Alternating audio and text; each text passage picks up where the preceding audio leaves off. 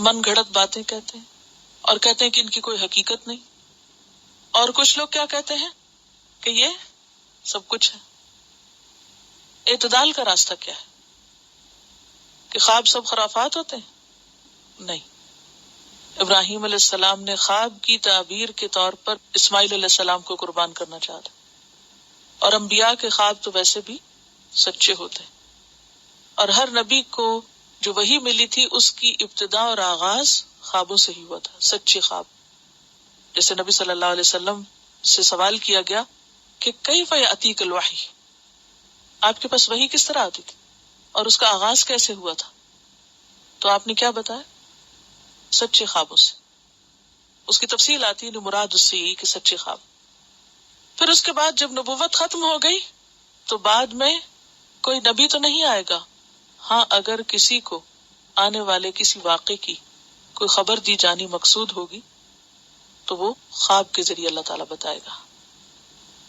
اسی لیے حدیث میں آتا ہے لم يبق من النبوة الا المبشرات قالوا وما المبشرات قال الرؤيا الصالحة. یہ صحیح بخاری کی روایت ہے کہ بشارتوں کے سوا نبوت کی کوئی چیز باقی نہیں رہی. صحابہ نے دریافت کیا بشارتوں سے کیا مراد ہے؟ آپ نے فرمایا سچا خواب. اور اس کی وضاحت ایک اور حدیث کرتی ہے، بخاری اور مسلم کی حدیث ہے. آپ نے فرمایا سچا خواب نبوت کا 46واں حصہ ہے.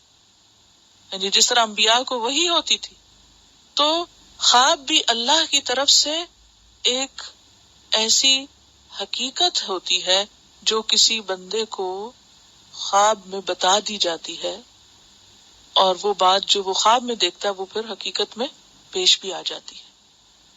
اور اس کو 40واں حصہ قرار دیا گیا. اس کا یہ مطلب نہیں کہ جس کو سچے خواب ہیں وہ نعوذ باللہ نبی ہو گیا یا نبوت کا 40واں حصہ مل گیا اس کو تو وہ بھی پارشلی نبی ہے. یہ نہیں مراد. اس سے مراد یہ ہے کہ جس طرح انبیاء کو وحی کے ذریعے اللہ تعالیٰ حقائق بتاتے ہیں، اسی طرح بعض اوقات عام انسانوں کو بھی اللہ تعالیٰ کچھ حقائق سے باخبر کرتے ہیں خواب کے ذریعے. لیکن خواب 3 طرح کے ہوتے ہیں، یہ یاد رکھیے. ہر خواب مبشرات نہیں ہوتا، ہر خواب حقیقت نہیں ہوتا، ہر خواب سچا نہیں ہوتا. خواب کی ایک قسم جو مبشرات ہے، جو سچے خواب ہوتے ہیں. پھر اسی طرح دوسری قسم شیطان کا ڈراوا، اور تیسری قسم انسان کے نفس کی بات، حدیث نفس.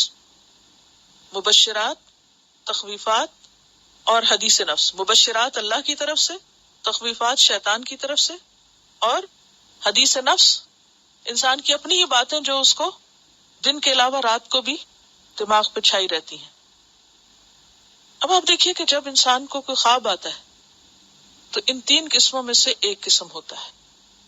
آپ میں سے جو لوگ خواب دیکھتے ہیں ان کو معلوم ہوگا کہ بعض خواب ایسے ہوتے ہیں آپ کے کہ آپ نے جو خواب میں دیکھا ہوتا ہے وہ ہو جاتا ہے.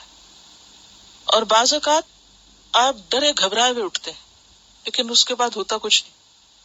اور بعض اوقات آپ نے دن میں کوئی کام کیا ہوتا ہے یا کرنا چاہتے ہیں کر نہیں پاتے، یا کیا ہوتا ہے یا آپ پریشان ہوتے ہیں مثلاً ٹیسٹ سے، تو وہ آپ آنے سے پہلے ہی کر لیتے ہیں آدھا. تو وہ حدیث نفس ہوتی ہے. یعنی آپ کے دماغ پہ کوئی خوف ہے، کوئی فکر ہے، کوئی پریشانی ہے، تو وہ پریشانی ریفلیکٹ ہوتی ہے کہاں؟ آپ کے خواب میں. اس کی کوئی حقیقت نہیں ہے. اسی طرح شیطان کا جو ڈراوا ہوتا ہے اس کی بھی کوئی حقیقت نہیں.